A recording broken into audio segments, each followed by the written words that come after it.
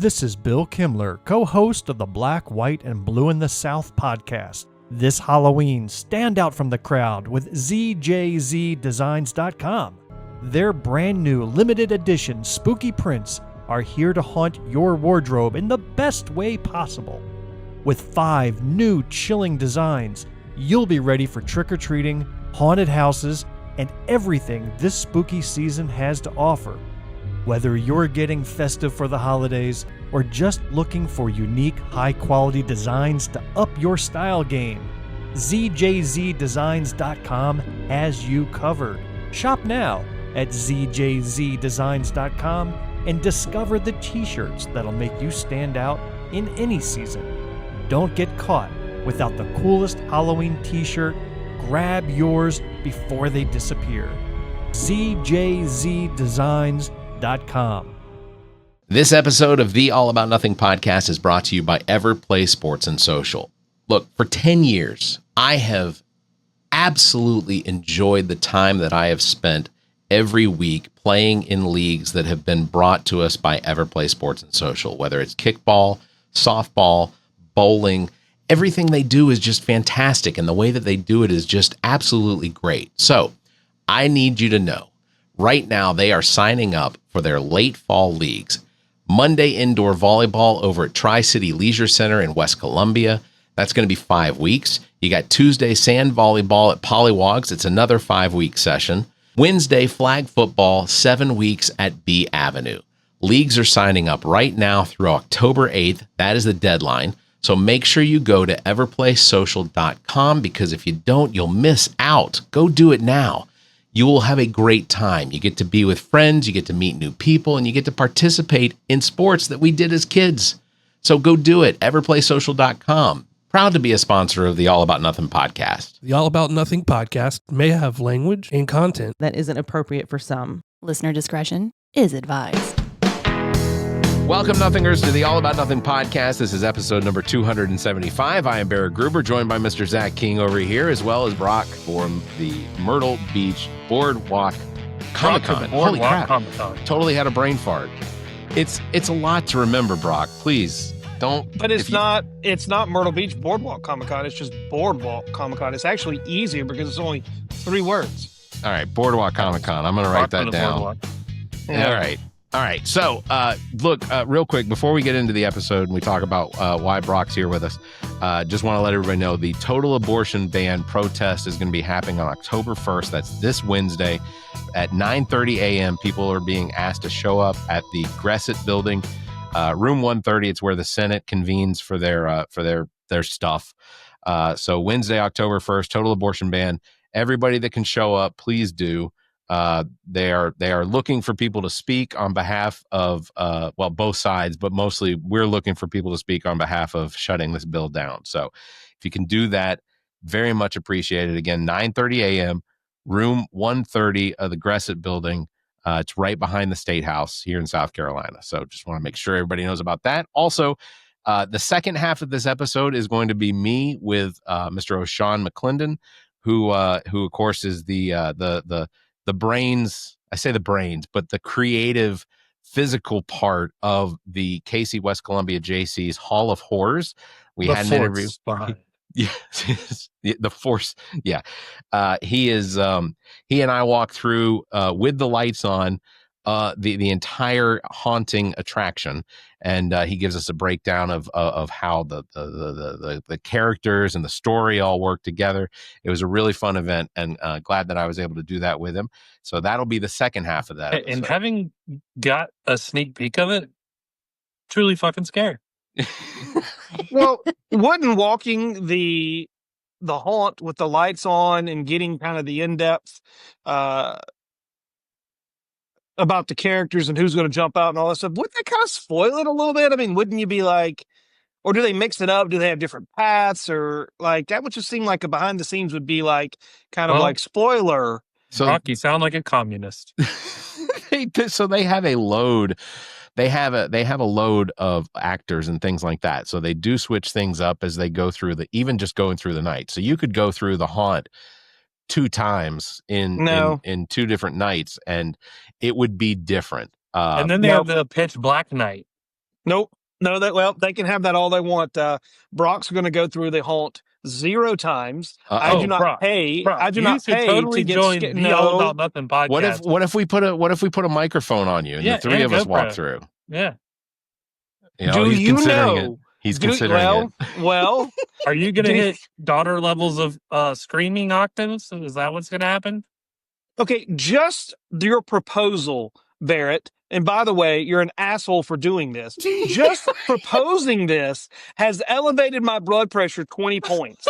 That's like watching a Facebook video of somebody jumping off a building and the POV, like the GoPro where they're jumping off, like that, or watching somebody ride a roller coaster in the front, and like that just drives me oof no. Real quick, I might have an episode. Real quick, we've got the Secretary of Health and Human Services on standby. Real quick, RFK Jr. What do you think about his elevated heartbeat?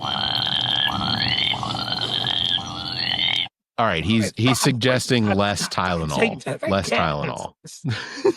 Okay. Ooh, anyway, I need some. Check hallofhorrors.org for the calendar dates. They're going to be starting this weekend. Opening weekend is this weekend, so go do that. October 3rd and 4th, Saturdays and Sundays throughout the course of the entire month of October, as well as a couple Thursdays at the end. So check that out again, hallofhorrors.com. All right. Please subscribe and share the show. That's how we get new listeners. Also, please consider supporting the show financially by visiting theallaboutnothing.com and becoming an official member. Proudly calling yourself a true nothinger. We'll have more details of that at the end of the show. If you can't do that, please give us a 5-star review, a like, and follow us across all social media. You can find details and links at theallaboutnothing.com. Welcome, Brock, to the show again. My heart rate's still coming down. Would you like some I can give you some music or something like that? We can little meditation, No, in about 45 minutes I'll jump into SmackDown. So that'll get me fired up for all the good reasons. Okay. Not having me run around like a little bitch at a haunt of horrors or whatever. It would not. I'm telling you, it's a hell of a thought, but it's probably not a good idea for me. Well, I had an idea before we jump into the Boardwalk. Can we revisit 2025 Soda City? If you want, we could do a short recap. Yeah, sure. I absolutely loved all the guests. One of my favorites being John Heater. That dude had us laughing like from take one. Yeah. I knew John was funny, but how funny he was just the best. Do you think he's intentionally funny? Because it feels like it comes off so naturally that he's just so cynical and so it's almost like he's disconnected so much, but everything he says is a reflection of like what he's observed. And and for a second it makes you think. Like you have to go, like he said, you asked him what he thought of Columbia. He was like, I like their sportswear. Fucking just hilarious. He took me so quick with that. I was like, fuck. Got it. What were you saying, Brock? I was going to say that if you talk to him or have the opportunity to meet him, you would think that he is doing a bit or being in character. But I think that's just how he talks. I think that's his normal mannerisms. And, obviously everybody knows him from Napoleon Dynamite. Outside of that, I think there's a couple other movies he was in that I have not watched. He had a brand new one with Billy Zane where he's Marlon Brando. Yeah, I saw that. Yeah. They were talking about building a hotel on a beach or something. Yeah, I saw a little clip for that. And it took me a minute to realize, oh, that's John. But yeah, you would think that he's like either in character or something like that, and he's not. I think he's just kind of weird like that, like quirky. But it's so quirky. I don't. He doesn't strike me as weird, but quirky. Not weird in a bad way. It's just like it's just kind of like you're like, what are you doing? And he's just talking normal or whatever. Like I drove him back to the airport at like 5:30 in the morning Monday morning. And he was just a chatty patty the whole way there. And you're just talking to him and not about anything in particular, just about stuff in general. Yeah. And it's just like, wow, I'm talking to like a grown up version of Napoleon. Yeah. Well, I'll tell you a funny story, which I don't believe I shared on a previous episode. My wife loves him and all of his movies. And Like, are we talking Hall Pass loves him? No, not that. Oh. Not to that level. He's still Napoleon Dynamite. Sorry, John, but we had the interview, and I said my wife really loves your movies, and she wants to meet you, but she is just a coward and won't do it. I tried to bring her over a couple of times, and he's like, "Oh, well, she wants to meet me. That's fine." And I was like, "Yeah, she's just scared. So go be gentle." And he goes, "I'd love to scare your wife. Bring her over." I brought her over, and he instantly goes, "This is your wife? She's not as near as ugly as you said she was." Oh, shit. And I was like, instantly just had the jokes. And you That's could see him pretty good. doing that, that kind of just interaction with every guest that came to his table. It was, he gave them an experience on top of, autographs and all that. So I talked about it in our episode after the con, where we did the, and I think I talked about it with some other people or maybe some other podcasts that I did, but one of the things that I genuinely enjoyed was also getting to talk to Randy Quaid. And, I over the course of Saturday, I probably spent a good hour, maybe an hour and a half, at his table when he didn't have anybody around, just talking to him about movies and people he'd worked with and what were some of his favorite projects that he worked on and the people that he worked with and things like that. Genuinely, he and his entire entourage were just lovely. They were very friendly. It was I had genuinely a good time talking to him. And then I see a video of him driving in his car on I guess his social media, basically bitching about how Jimmy Kimmel never should have come back on television and that he's obscene and it's absurd that they would give in and let Jimmy Kimmel come back and all this other stuff. And as the camera pans down, which I can only assume his wife was in control of, when the camera pans down towards the floorboard of the truck he's driving, there's an open box of milk-bone dog food. And in my head, I'm thinking, Randy Quaid's eating milk-bone dog food. This might legitimately be what's happening. So, but genuinely very sweet man. I enjoyed the time that I got to speak with him. It was very lovely. What? He probably would say it's a real nice surprise, Clark. But yeah, I 2025. Do we have any totals on participation, tickets? I guess people that showed up. I mean, we felt like there was a slight pullback from the prior year as far as attendance. Didn't feel. Well, I know, but that doesn't necessarily mean that it isn't the case. The show was successful. We had a good time. Everybody, haven't gotten any negative feedback. Well, I take that back. There was one little bit of negative feedback that we can remedy moving forward. Some people want us to produce cosplay contest trophies for the winners. Okay, message received. We can do that.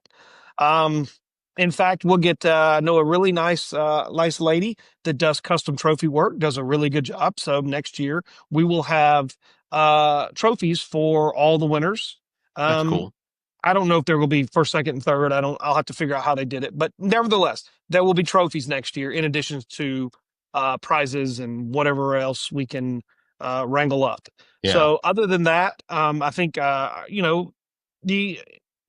always talk to our vendors. We always talk to our artists. We always talk to our guests.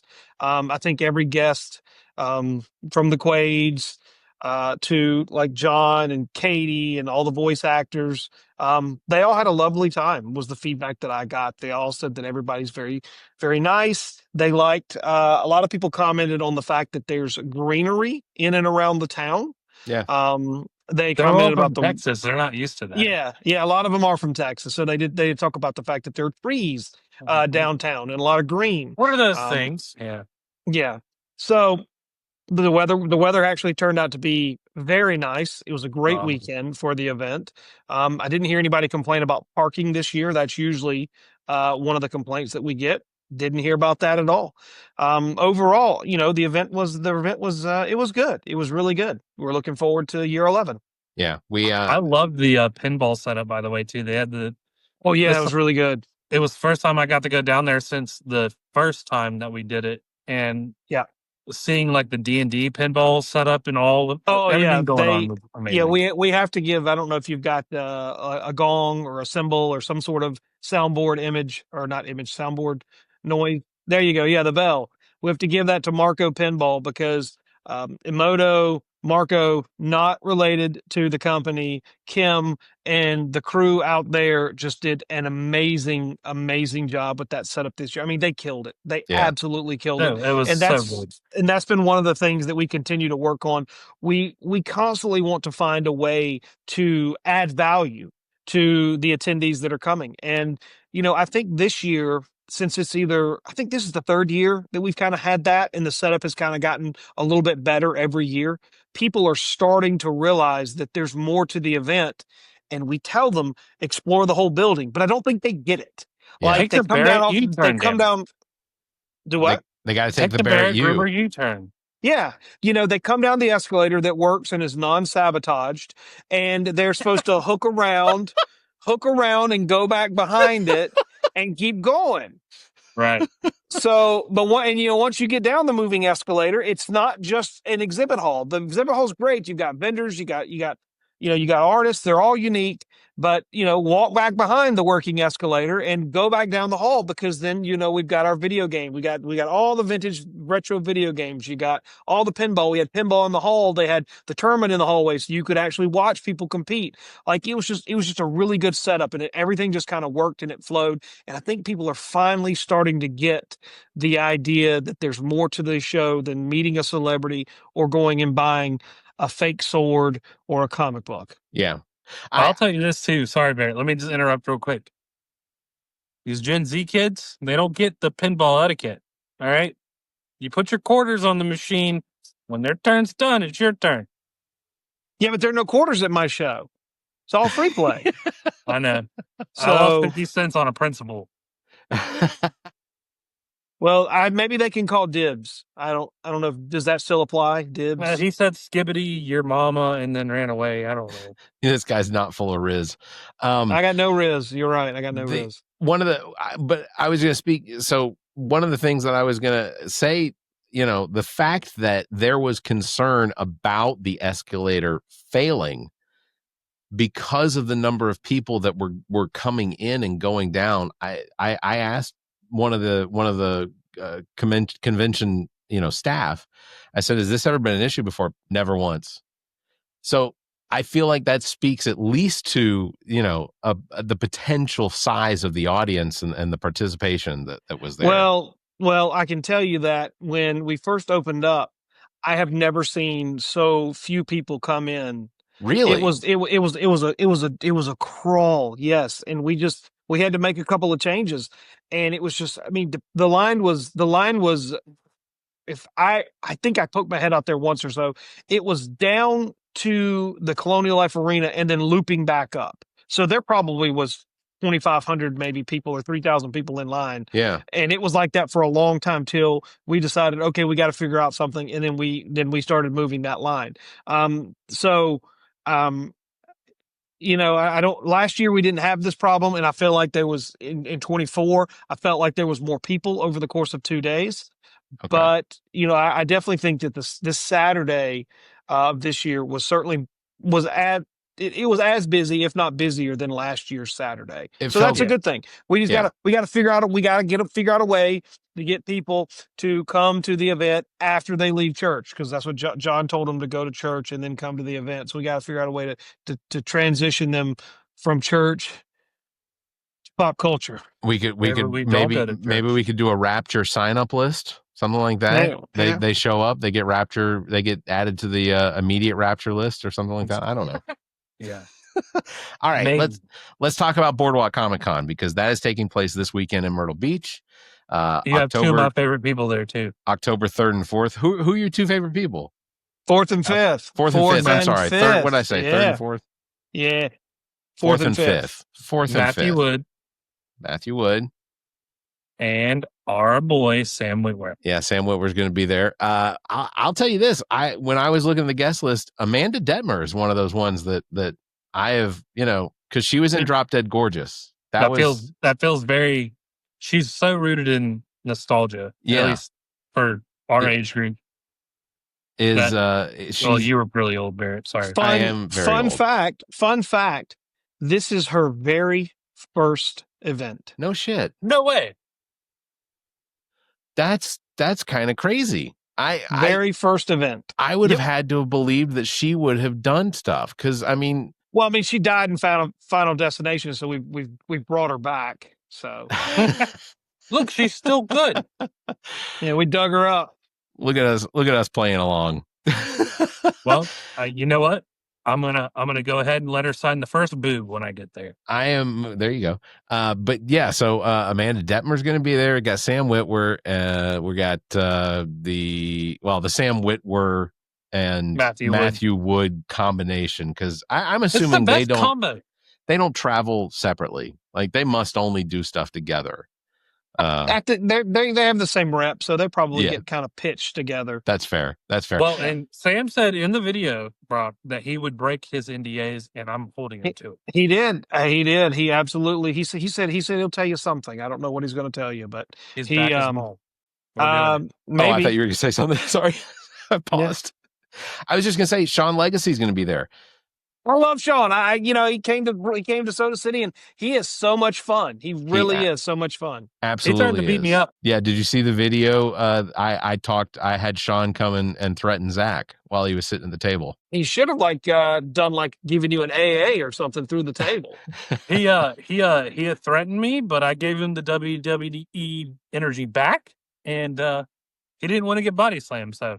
Yeah, Sean Legacy, Jackson Drake, those were two of the highlights for me, because that was a really good interview. Being able to sit down with the two of them, in character but also out of character, like the back and forth between them, because they're clearly enemies, but like Jackson Drake, you have to go back and listen to the episode or watch the episode with the interview in it. But Jackson I asked him what was the worst injury they'd ever had, and Jackson talks about how he got hit by a car. And he's talking about, he said he lost his hat and he went out in the intersection to get his hat. Next thing he knows, he's end over end. And he wakes up, and Sean dies laughing at Jackson telling this story. And at first I was like, Jackson, this kid's going to get his feelings hurt, but they both rolled with it. It was such a good time. And then so Sean Legacy sitting on the judging panel with Ami and I for the cosplay contest Sean was fantastic, because the things that would come out of his mouth as he was doing the judging and looking at these costumes. He's like, that's a great looking costume. I don't know what the fuck that is, but that's a great looking costume. And then they had posters with, from the con that they gave out to all the participants. And Sean, out of nowhere, is like, hey, I'm on those posters. Anybody wants, I'll sign them. Everybody walked over there to have him sign it. Oh, that's awesome. He sat there and signed every single one, every single kid that walked over. Yeah, he's a genuinely nice guy. It was our pleasure to have them. The guy who works with him and gets him to some of these events, Grady. I've known Grady for years. Grady promotes a show at the Jamil Temple. I think it's the Columbia Comic and Anime Show. Quick little shout out for that show. Super nice guy. Yep, there we go. And Sean and Jackson. If you've never heard of them, go to YouTube and just type in Sean Legacy or Jackson Drake. It's exactly how it sounds, how it's spelled. Yeah. And if you go and watch some of their matches and stuff, these guys, they are legit. Jackson, I think, is 22 or 23, 22. He's young. Yeah, he's and young, Sean's 28 or 29, so they're not old by any stretch of the imagination. And WWE, I'm not spoiling anything because I don't know, but around February or March of every year, they do their annual cuts and they chop off some old talent that's kind of fading, and they promote some new talent for two reasons. One, the people that they cut are older, and two, they get out of the burden of their contracts. and they can hire people that are younger and cheaper. And those guys, they will be on either Friday Night SmackDown, which starts in 29 minutes, or they will be on Monday Night Raw. So, I mean, at some point we're gonna be able to say, yes, we've had WWE superstars at our show. The problem is you can't get current WWE superstars at your show because they are on lock. Like, you cannot touch them. Yeah. I mean, Sergeant Slaughter was on lock, and he hasn't done anything for a minute. Yeah, well, we had him. We had him, like you said, at this past Coastal, and he's in the Legends program. But they're able to do that once you kind of are no longer in an active roster. You can get them, but yeah, anybody that's active, you can't touch a Cody Rhodes, or you can't touch, any of those guys. I met The Rock you can't see John Cena. So. Yeah, I met I met The Rock one time, and I did touch him. But John Cena, though, is as nice as a guy as he is. I think that eventually, I don't know, his movie career and Peacemaker, and it's I gotta believe one day maybe he'll be one of those ones that'll start making the tours. But he still ranks in the top 5 for the Make-A-Wish Foundation. Far as celebrities that will sit down. He's number one. He's number one right now. So between him and who's the Matrix guy? What's his name? Keanu Reeves. The two of them are two of the most. They are so heavily involved with Make-A-Wish, and I love that they do that, because if you were just to look at Keanu Reeves, you'd be like, that dude's unapproachable. But he and John Cena are two of the sweetest, nicest people I think that could ever possibly be entertainers. I wish I was quick enough when you said, who's the Matrix guy? I was like, Hugo Weaving. Way off. He's in there. He's Agent Smith. Yeah. He's Agent Smith. But I don't know about his participation in Make-A-Wish. The Lord of the Rings guy? Hugo Weaving. Lord Elrond. Lord Elrond. Yeah. So Boardwalk Comic Con is October 4th and 5th at the Myrtle Beach Convention Center. How did this all come about, Brock? What was the decision to have a con in Myrtle Beach? Well, one thing that we're always looking to do is find underserved markets. Yeah. Just like any business. I mean, we're a business. We're looking to increase and get additional exposure, increase our portfolio, whatever you want to call it. So we're always looking for opportunities. And Myrtle Beach is a market that has historically been underserved. They've had a couple of cons down there that just didn't quite stick. Not that there was anything wrong with them. I just don't think they had the firepower behind them that would really give them the ability to last long term. I mean, promoting or creating a show is not like trying to put a rocket on Mars. It's not complicated, but being able to do it successfully and blend everything together, that is a little more challenging. There's a lot of logistical challenges. And so Steve and I talked about it, and he reached out to them, and the city was very interested in hearing what we had to say. And so we had some representatives come up to the 2024 Soda City Comic Con, a lady from the CVB, and it just blew her away. And they were like, yes, we want something like this in Myrtle Beach. And they especially like events during the off season. And technically the off season is after what's the 30th of September? What's that? Labor Day. Labor Day. Yep. It's after Labor Day, and the season kicks off Memorial Day. So between those two dates, which everybody confuses, at least I do, Labor Day, Memorial Day, which is which, that's their peak season. So anything after is considered off peak. And they're always looking for things to go off peak. So we're like, okay, we think we can do this. Do I think it was maybe a little foolish to do it 6 weeks after Soda City? Yeah, maybe. We'll see. But I'll say this: it wouldn't be an inaugural event without a hurricane bearing down our necks. Yeah. Oh, and shit, that is true. Yeah. Well, but I think we're gonna get bailed out on this one. Yeah. You think so? Yeah, I think the likelihood. Can you call my wife and make her confident that that's what's going to happen? Because I can tell her that I've gotten a message from the Department of Homeland Security, and they are not letting Humberto into the country, so he's not allowed in. That's a really funny, but really kind of a bad joke. That's but a deep joke, and I love it. That's a that pretty good hurricane's one. lucky it's not a dog, because she would grab a gun and kill it. Yeah, so he's out. He's going out to sea, and the other one they're predicting may form into a hurricane or a tropical storm, maybe Category 1. Might hit Charleston and come up through our neck of the woods, through Columbia. Yeah. Maybe not. Maybe they're talking about some dry air that could stall it. Who knows? There's some Fujihawa or something where they merge together and then go dance out to sea. All of that was very close. But you're right. You're essentially the storm that we're expecting here in the Carolinas is likely going to come on shore Monday, somewhere between Charleston and Myrtle Beach, projected right now. By the time this episode comes out, could be 100% wrong. It could be going out to sea. But it's going to be a rain event. It's going to be pretty torrential rains, mostly for the Midlands up towards Asheville, North Carolina. Probably some on the beach, but I think for the most part, that dry air that you're talking about is probably going to feed in there. You know what we should have done? We should have gotten Weatherman Brad on here. Gabe. We should have gotten Weatherman Gabe on here. Oh, yeah, Gabe. Gabe will be there, too. So maybe Gabe can talk a little bit about it on Saturday. Yeah. So let me tell you all what just happened. Exactly. I say grab your cosplay, grab your surfboard. Either way, you're going to have fun. Yeah, exactly. The layout for the convention center here in Myrtle Beach is different from many of the convention centers that we've been at before. Yep. This is basically a large open floor, but based on the map that I've seen, it looks like you all have figured out how to make it work very well.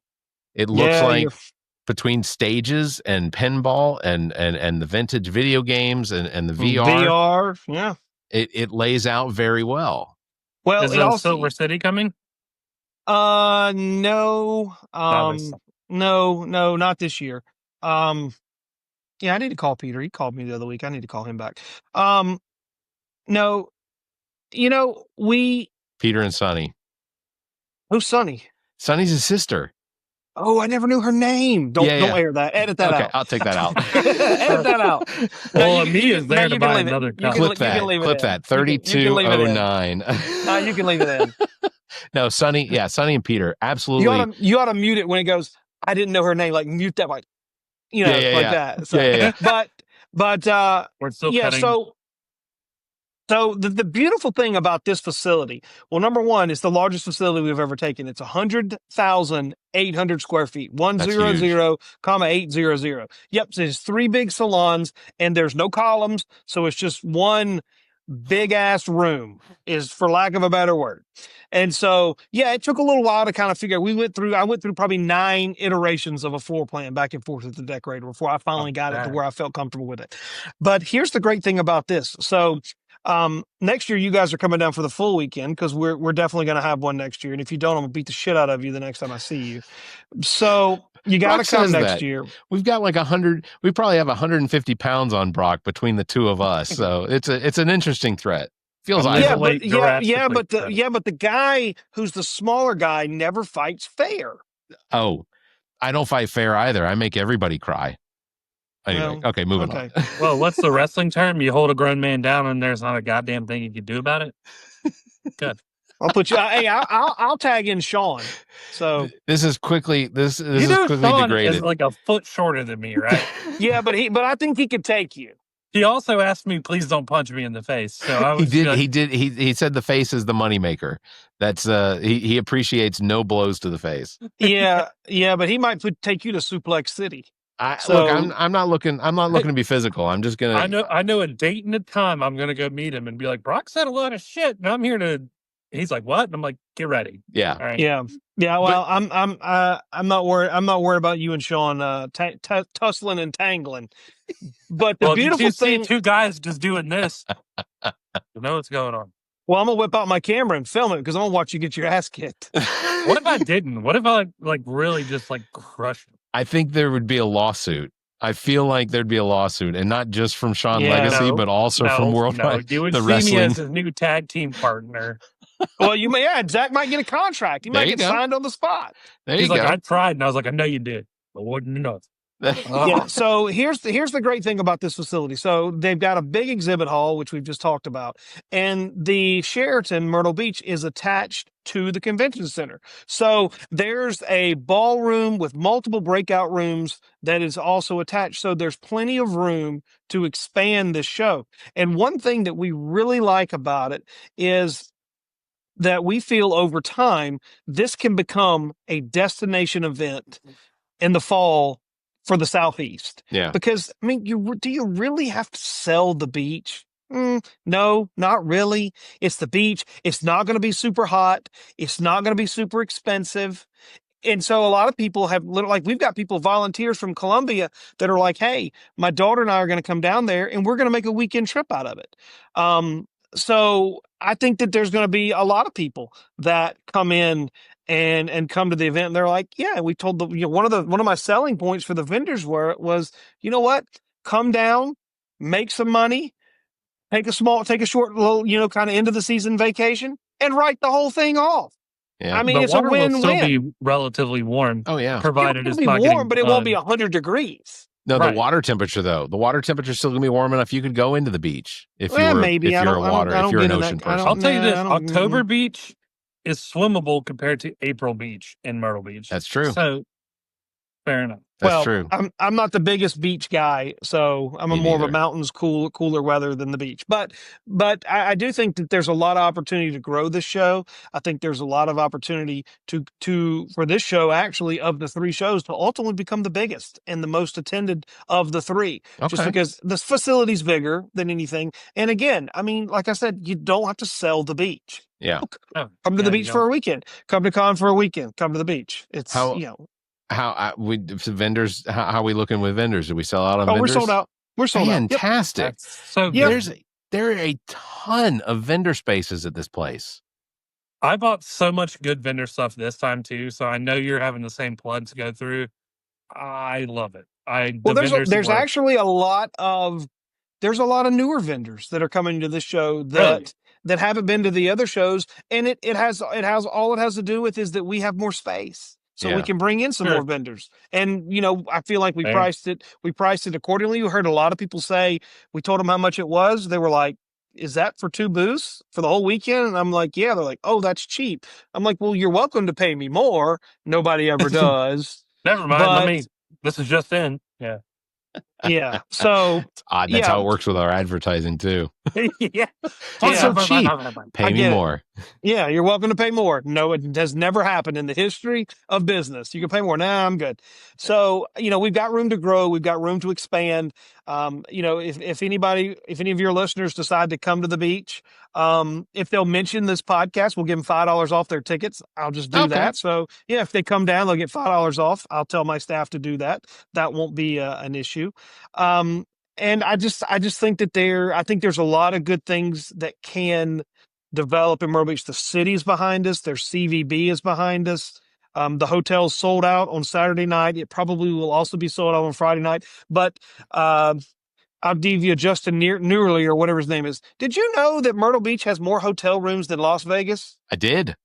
Well, now, I did. if you That didn't doesn't know, surprise me. now you know. And it's true. A lot of people Yep. don't realize that. But there are more hotel rooms in Myrtle Beach than there are in Las Vegas. Between How many Las Vegases fit within the Myrtle Beach Strip? 2.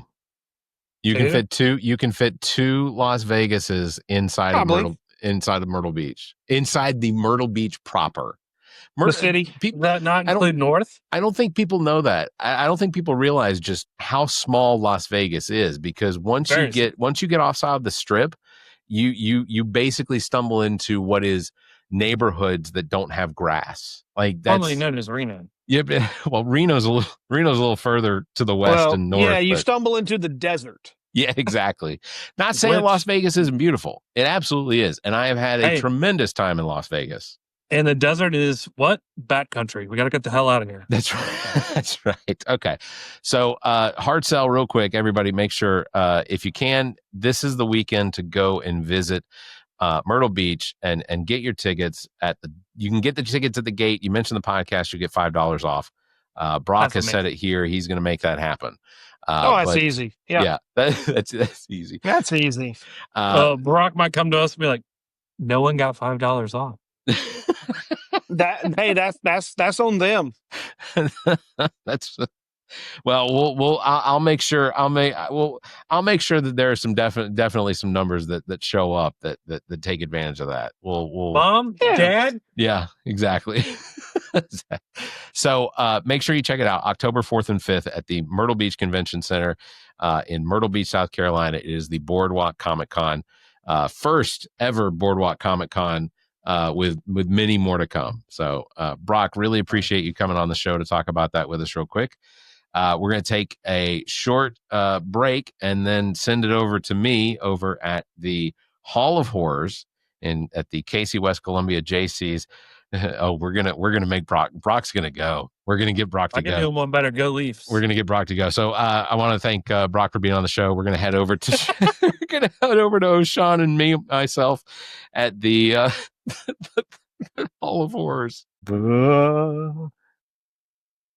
O'Shawn, your chin is over here.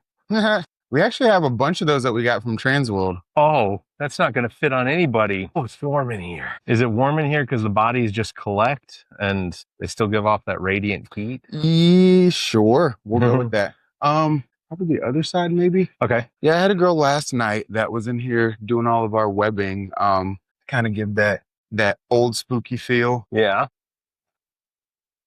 Slide the clothes aside. Actually, she's one of my favorite pieces too. Oh gosh. How heavy that door is. That's got some push to it. It's actually one of my favorite pieces too. Yeah. One that Jimmy worked really hard on a few years ago. What's her name? We call her Black Jessica. Black Jessica. Yes, not because of any like specific reason other than like black is dark and spooky and Jessica's just a cool name. Okay. Yeah, she's kind of like our haunt deity. Anytime that things go wrong in the haunt, we're just kind of like, hey, Black Jessica, please do what you got to do. Make things right. And I promise you, it's going to sound crazy, but every single time, whatever we need done happens. She's missing a hand. Or is there a GIMP hand there? I think it's just the whole like GIMP missing aspect. Okay. But she ties well in with the theme this season. And like I said, we've had her for this is her third year in being everything that we need here. So, all right, we are here again at the KC West Columbia JC's Hall of Horrors. We're here with O'Shawn. He's going to give us a little walkthrough and a description of some of the rooms, maybe tell us some stories about maybe what the inspiration was or where we're at in the story. Not to give a whole lot away, but you'll be able to see things in this video that you would not be able to see during your actual walkthrough of the location here on Walter Street, right? 1153 Walter Price. Walter Price. So we're going to do that. So what room is this? This would just be kind of our shrine. This poor unfortunate woman she's full of wax. Candles burned all over her. Think of it kind of like a monument to terror in a sense. Black Jessica. She has a lot going on. She didn't come dressed. So she didn't come dressed. Actually, again, Jimmy, one of our favorite, no longer with us, haunt builders. He's in Florida, but we actually live casted this from one of our actors. So This is one of the kids that are here, Dylan. That's his face. I know this is dressed as a woman, but this was a live cast of his actual face, his actual hands. Underneath the dress, like the feet are all tied up because we didn't need the feet this year. So gruesome. You got to look at this. Look at what the feet have been done. I forgot what we actually like made this for initially, but we just needed a body. And we needed it to be exactly like this. You ended up putting hair on her, covering her with a bunch of wax, melting the wax all over her, binding her arms and adding a little blood here and there. But yes, those gruesome feet that customers will never see underneath that dress. So we're talking about Dylan, right? Dylan? No, not little Dylan. A different Dylan. This is of still small stature Dylan, but yeah, not that Dylan, your favorite Dylan. My favorite Dylan of all time. Mm-hmm. Bob Dylan, you're out. Little Dylan, you're in. Sorry, okay. That's great. All right. Well, we'll move on to the next room. And obviously, this is clearly one of the rooms that has gotten the most structural things done. We have seen 2 years? Will be the third year that we've had, year. because this was the outside of the farmhouse previously. So what role does this play this season? So, like I said before in a previous podcast, if anyone listened, then Shelby, she didn't want to get rid of this house. And I agreed with her because this house took me, well, it didn't take as long as, you would think it would have taken, because it's kind of just the shell of a house, the frame. I built it pretty, I don't have any construction background. It's just kind of all, we're here, we do the things that we know how to do. Yeah. So I just kind of laid tape out on the ground. You can probably still see a little bit of the tape, but just kind of framed out the outline of what, I wanted the walls to be. Took some scrap 2x4s, took a bunch of OSB, ripped it into sheets, overlapped it. We ended up having these windows from his house, the local, what are they, like a charity sort of, yeah. We go there for a lot of stuff. If we can get secondhand things, because they always have cool stuff like doors, windows, things that we don't want to pay full price for. Right. And we can get a bunch of them super cheap. So so this was the farmhouse for the last 2 years, but then with this year's theme of being the funeral home, we wanted to give it one more run. It's going to be a funeral home this year, and it is my pride and joy. So I'm glad that she made the decision not to tear it down, because it probably would have hurt. And if I could pick it up and take it outside, unfortunately, it's not built modularly. So when it's time for it to go, it's probably axes and saws and yeah, we might be able to get it apart in pieces, but I would love for it to be outside and like continue it, but it wouldn't survive in the outdoor element. So just so you know, this is the year you have to come if you want to see this, because the likelihood is it will not be here next year. Probably not. New themes, new scares. We actually thought about that the other night. New stuff for next year already. So okay, it's already starting. We're not even done with this season. We open in a week and 2 days, and we're already on to the next year. So the story this year is about it takes place with a funeral home. It is the generational. It's a generational funeral home. Like that, we're on the most recent iteration of this. Yes. This family owning this funeral home. I believe, according to the story, he's the third generation, generational passed down nerd. What do you call that? Like a nepotism. No, funeral home nepotism. Nepo baby. It'll be the third per the story time that's been passed down, but he's the one that's starting to like make it really creepy and weird. So it was on the up and up in the beginning, but now he's keeping people, saving the bodies, turning them all into creepy things, kind of like that prop that we saw in the other room. Yeah. So it's again, this what you all built here is such a cool thing that when you walk in here initially, I wouldn't think that you'd walk into a room that has the outside facade of an entire building. That is one thing that I can say that I'm really proud of. And we had our actor training, as you know, last night and then on this previous Sunday. And everyone that came through that had never been in before, that was one of the number one things that they said was, wow, we didn't realize that this place was as big on the inside, like looking at that building on the outside. So again, it's kind of that whole making the most of what we have. And we have huge ceilings on the second half of the building. So it's like, hey, go big or go home. Yeah, it's a really good job. Go bigger, go home. So we're outside the funeral home. Yes. All right. Yes. And the outside of the funeral home, we kind of did like a woods kind of motif. There's a cemetery beginning on the other side of these, but Shelby and I took our time, made a bunch of trees again, bringing the outdoors inside. So there are new trees here. Yeah. So this is one of the ones from last year, the original that I built. And if you remember, there was an actor pop that nobody would see coming through, especially in the dark. And we had the thunder and lightning going in here. Yeah. So it kind of hit a lot of the imperfections that you obviously get to see under the house lighting. But when show lighting is on, we've got Mac, our audio engineer. He's added, the outdoor sounds of crickets and howls and wind blowing. And last year, like I said, the thunderstorm.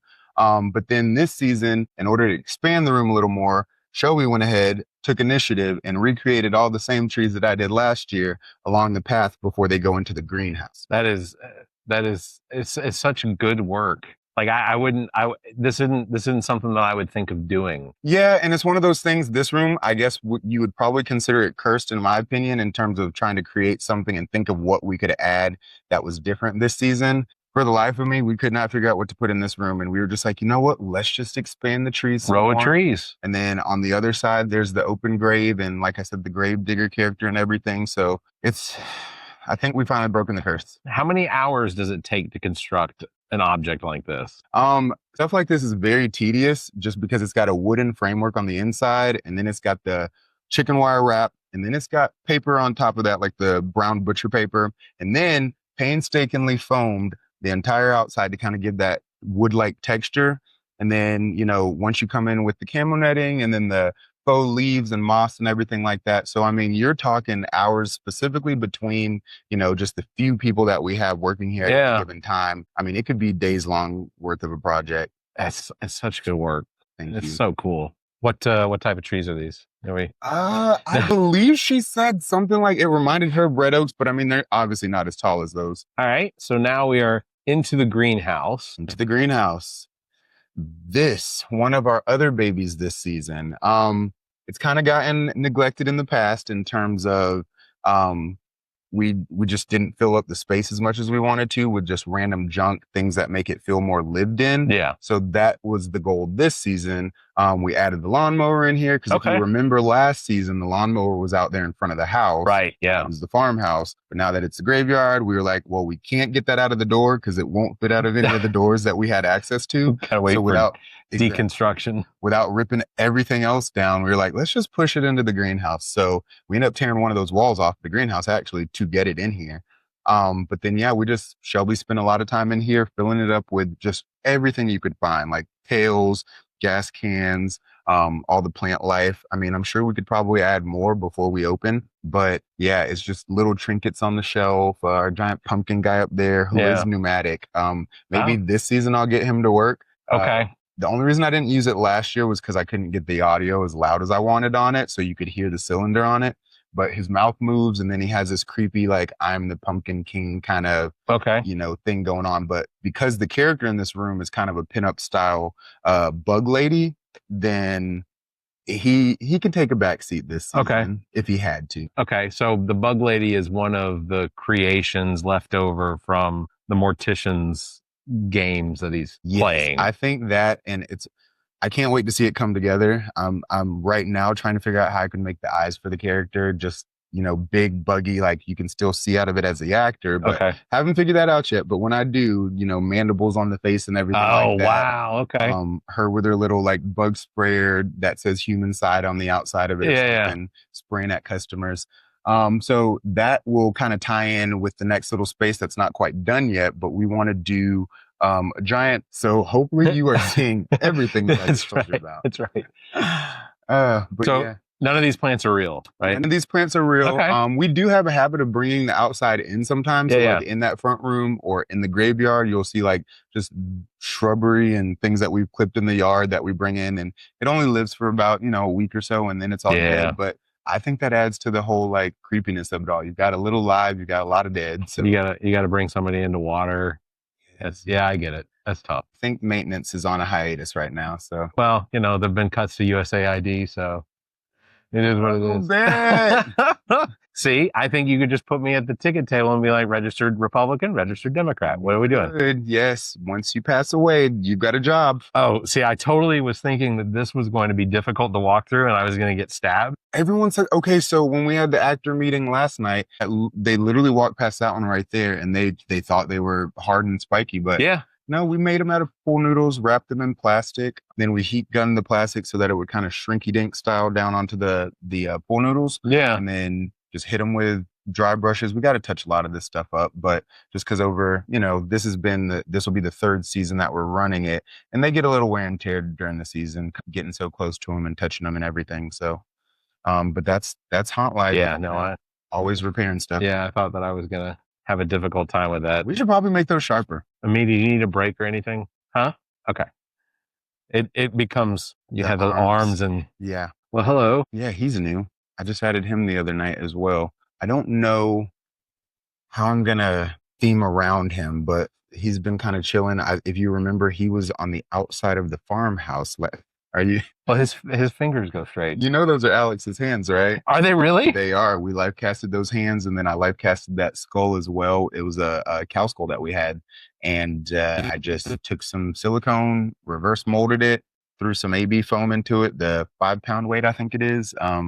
And so it's soft, flexible foam, and these are his hands. We life casted those as well. That's crazy. And Yeah, if we can do it ourselves, we like to. Can you explain the live casting? Like, what is the process involved in this? Yes. So I am deathly afraid of potentially getting my face done, but I really would like it done so that I could get into sculpting custom prosthetics and everything for myself. Yeah. However, Dylan, him being brave, if you remember that one Yeah. prop in the front with the wax on it, that is his face, his hands, his feet that are crunched up under there.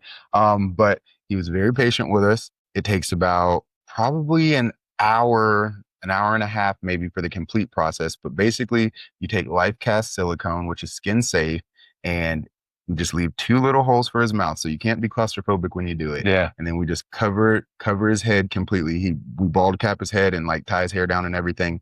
Cover his complete head, completely, painted up. I think to his elbows we did, and then same with up to about his shins on his feet. Then once the silicone sets, which takes about 20 minutes or so, 20 to 30 minutes, we cover that with plaster bandages. Okay. And those take about another 15, 20 minutes or so. And he's all in this. He's in this the entire time. So we have to make sure we do it in an air conditioned area, somewhere that he's comfortable, somewhere where he won't freak out. Yeah. There's a smell. I'm telling you, there is no smell to okay. silicone. That's good.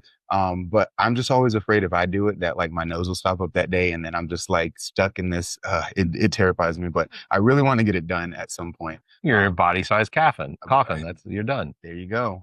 But yeah, after that whole process, we reverse it. We take all the plaster off. Now we have the hard shell of those. I could probably show those to you later, but we have the hard shells of the plaster, the inside silicone mold at this point. Okay. Now the negative. And then we put it all back together once it's taken off of Dylan. And then we just run foam, AB expanding foam.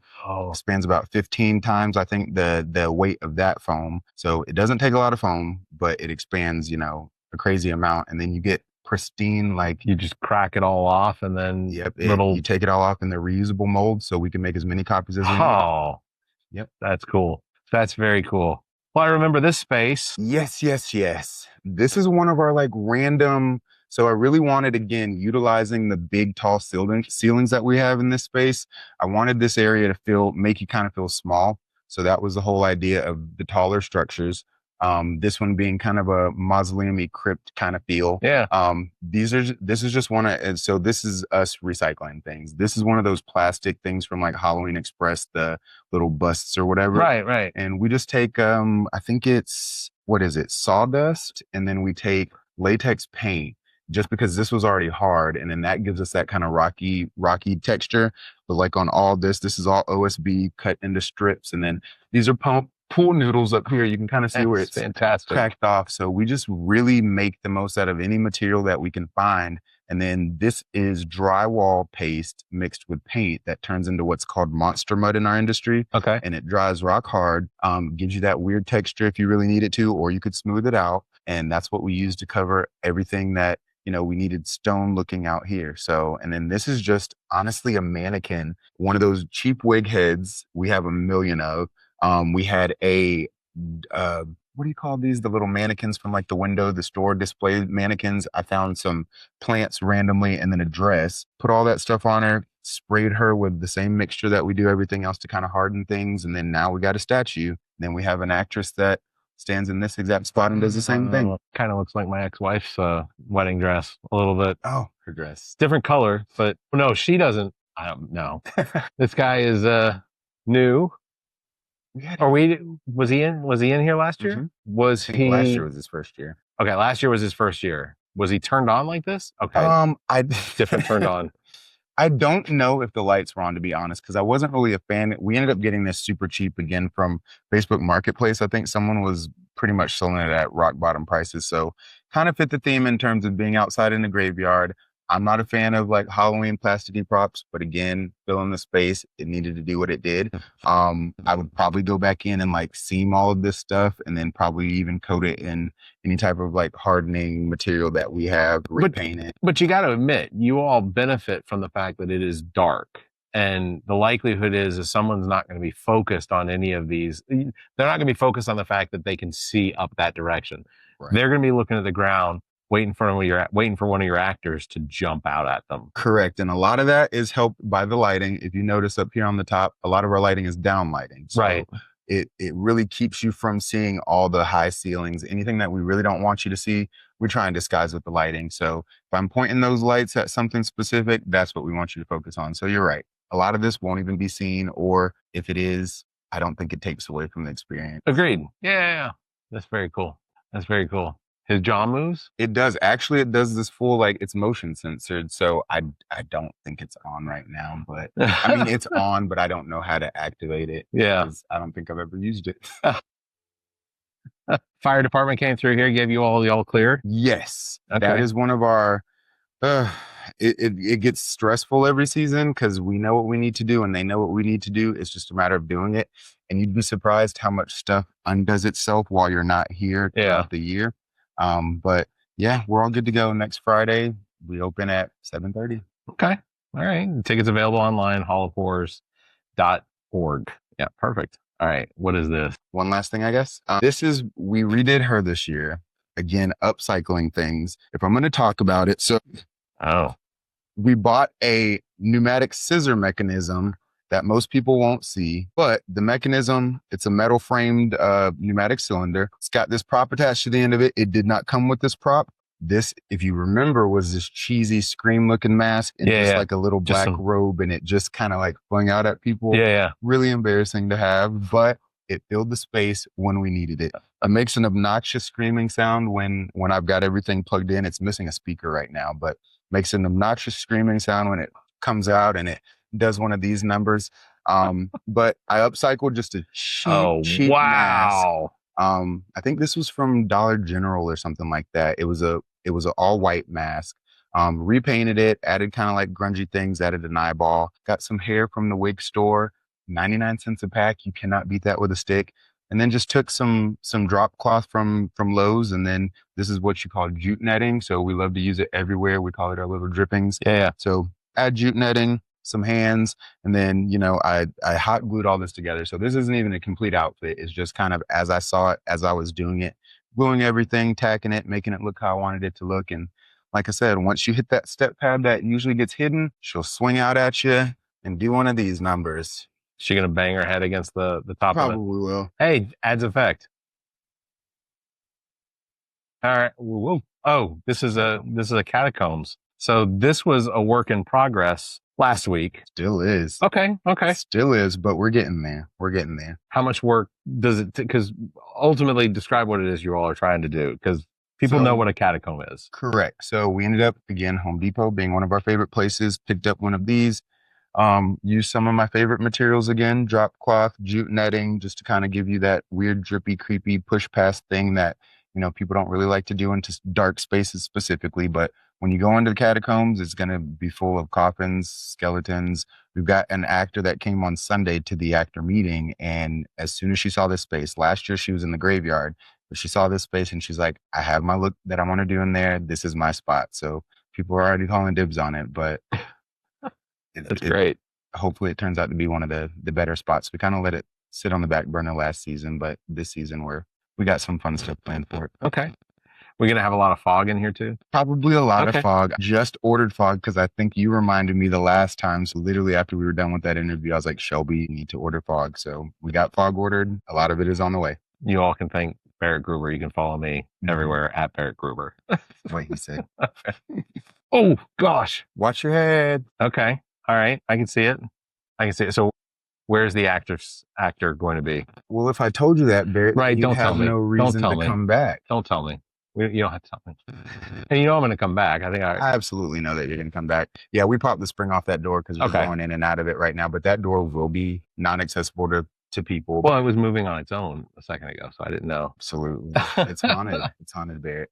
But as they come into the catacombs, we're working to bring the ceiling down, make it feel like a confined area. Like I said, it's going to have coffins everywhere, skeletons. We've got last minute touch-ups, paintings to do to bring it all together, give us the final look that we're looking for. But we spend a lot of time in here spray foaming everything that you see, just including herself. I think she walked away from this probably, have you seen that meme of that lady that uses the spray foam as hair stuff? Yes, that was Shelby at the end of the night. And I was mad because I didn't wear a glove one night and got spray foam. It does not come off. This is really cool. And it feels like, it feels like a catacomb. Yeah. we're implementing a lot of small spaces this season. So like as you go underneath this coffin, you'll have to duck underneath. As you go into the next hallway, they're not up yet, but airbags to give you that claustrophobic squeezed in feeling. I love just those. everything. And then got a little coffin surprise that I'm not going to spoil on here. Okay. I'm really excited about it, but I'll tell you off the. Oh, all right. I'll clue you guys in after I walk through. After you walk through, hey, Yeah, you can video your walk through. I'll let you do that once we open. I need to get one of those see in the dark cameras. There you go. Watch your head. So this space is going to be where the bubbles are that you have to walk through. So those on the ground right now need to be installed, but they are the airbags that we've had. I think last season was the first season that we used them. I hate them because they just feel like germs to me, and there's no going around them. I'm So going to be thinking about that now. even as we walk through every night to give away cough drops and water bottles and everything, it's just squeezing into people's germs, their sweat, their You're welcome. That's pleasant. You're welcome. So this is going to be one of our pre-finale rooms. They were working on it. You can probably still smell the fresh stain as they were staining the coffins and everything last night. We'll add a lot more foliage in here. We love bringing outdoors in. So bringing more tree kind of things, more netting, more of my, like I said, my drippies and everything. And this will be, pardon our dust. This will be one of our finale rooms. You've got that last little hallway, but she's not done. Okay. There's dead space behind there. Dead space that will not be dead once we're open. Okay. But I'm not going to spoil it. Okay, not going to spoil that. All right. I'm going to walk back. I'm going to walk this direction. This is a push. You can push. Barrett, you dropped the ball on that. You say I dropped the ball. I just left it open for interpretation. There you go. All right. So I know this thing. Our drop panel. We've got an actor that's waiting on this, like quite literally just waiting to and I feel great for this actor because they're going to be in this space is our space. Like out here, this door will be closed so customers won't see that side. But this person, they're going to be in the air conditioning. They're going to be, a part of whatever's going on in that front room while we're open. So I feel like this, if I was acting, this would be my space. This is, if you want to come and volunteer one night, it's got your name on it. Okay. Makeup and everything. I don't think we've ever done that. Have we never done that before? No, we haven't done that yet. No, we haven't done that yet. We should try that one. I had to hook a GoPro up or something right here just to point down. That would be amazing. That would be fantastic. Let's plan that. Okay. All right. We'll do that. There's a lot of weekends in October. There are a lot of weekends. Okay. There's the average number of weekends in October. We just try and maximize the little weekends that we have. So is this, there isn't much left. No. I was about to say, they're going to go down that hallway and be out. And then they go out the exit. They go out the exit. Chainsaw. Okay. All right. Chainsaw's fun. I've tried not doing chainsaws before and it does not work. Do you just people mutiny? Because the last couple of years you've been on the administrative or the overwatch part of it. When you see people exiting and there isn't a chainsaw, do you immediately feel like the tingle in your fingers to? So if it's an actor issue where the chainsaw doesn't go off, yes, that's depressing, but it happens. Sometimes the chainsaws malfunction. That's why we have a few of them on standby now. We've learned our lesson. There have been nights where we've had to run out to Lowe's in the middle of the night and just go and grab a chainsaw because you cannot have a haunted house without a chainsaw. The one year that I tried, because it wasn't on theme, customers let me have it. They're like, where's the chainsaw? You have to have a chainsaw. And you would think that that's overplayed and overdone, but customers want a chainsaw. It doesn't matter. People do enjoy running from somebody with a chainsaw. I personally hate chainsaws. When I go to haunts, they scare the crap out of me, but well, O'Shawn, I appreciate you walking us through and doing this with us again. Absolutely. We'll schedule a night where we can potentially get some talking with some of the people that come out too. So cool deal. Be fun. Thank you, sir. Thank you. All right. We're going to head back to the studio. All right. I want to thank O'Shawn at the Casey West Columbia JC's Hall of Horrors. I want to also thank myself for going out there and taking the time to walk through that for you all. Don't forget, I do all of this for you, the audience. If you come to my house, Barrett, I have a cross built in my yard, and I even put stairs there so you can crawl up there. I don't want to talk ill of the dead, but I'll just mention this real quick. One of the most absurd things that I think I've seen in a while was a church where a guy was dragging the cross. He was dressed as Jesus. He was dragging the cross across the stage. It was on roller skates. The cross was on a roller skate.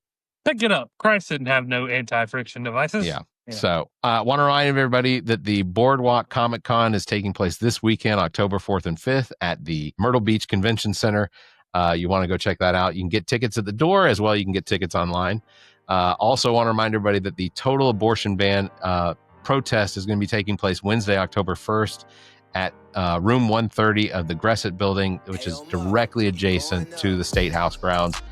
I will be there. If you see me, I will probably be wearing, I don't know, an AAN shirt that has Jesus on it. And a thong. Yeah, and a thong. Promise I will wear a thong. You heard it here first. Heard it here first. But yeah, but Casey West Columbia JC's House of Horrors opens up this weekend. The Boardwalk Comic Con opens up this weekend. It's going to be a big weekend here in South Carolina. So make sure you check all of that out. I want to thank Brock for being on the show. Thank you again, Brock. I didn't know if you want to say anything. Oh, you want me to say something? Yeah, sure. Yeah, come see us in Myrtle Beach. Check out our website, boardwalkcomiccon.com. We're on Facebook, facebook.com/boardwalkcomiccon. Please like. And we like to upload. We just got all the most recent panels from the Soda City Comic Con uploaded to youtube.com/Soda City Comic Con. We also will upload your interviews that you are so graciously to share. We uploaded everything from Coastal as well. So that's our YouTube page. Please like and subscribe. We got like 50 subscribers. We'd love to get to 55. Hell yeah. Also, Yeah. just to Get point some this subscribers. out. Just to point this out, the audio video team that comes in and does Soda City Comic Con is fantastic. Yeah. Fantastic. Yeah. Lauren and Park, fantastic. Yeah. The what is And it? Is the it Sure intro Media? videos, The what? Sheer. Sheer. They do these little intro. This is actually something I get kind of excited about, and I hate everything and everyone. So if I'm excited about it, people need to listen.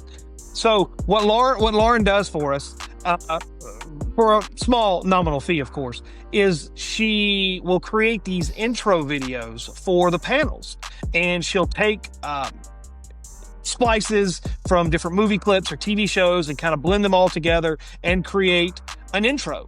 Yeah. And I'll tell you, she had one for every panel this year. Last year we did it for some of the bigger panels, not every one of them. This year I said we're going to do it for every one of them. And I'll tell you, if your audience goes and looks at any of them, go look at the one for John Heater's panel. The intro is fantastic. Yeah. I'll make sure to include links in the show notes for the YouTube channel. Definitely do that.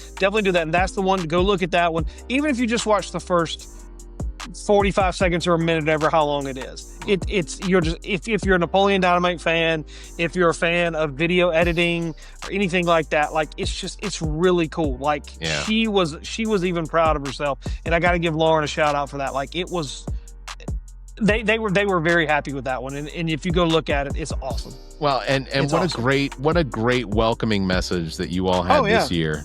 It was the best. The best. All right. That's going to do it for episode number 275. Thank you, Zac, for also being here.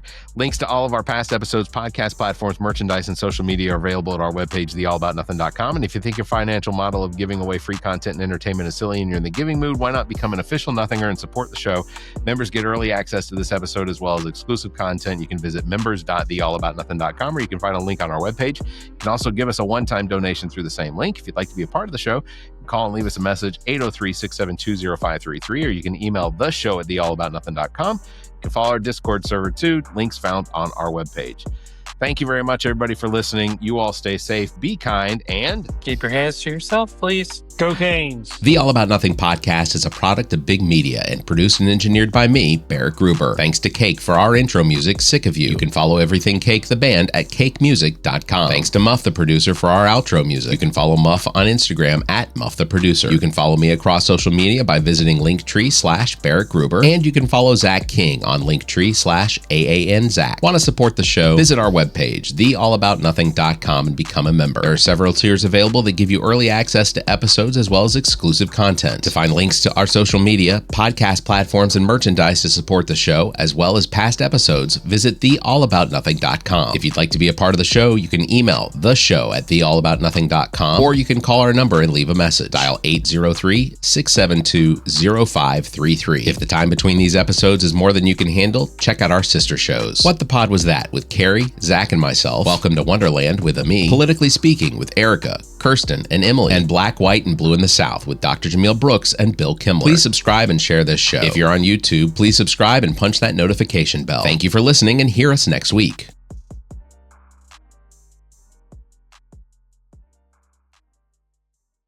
The preceding podcast is a product of Big Media, LLC, and is copyright 2025, all rights reserved.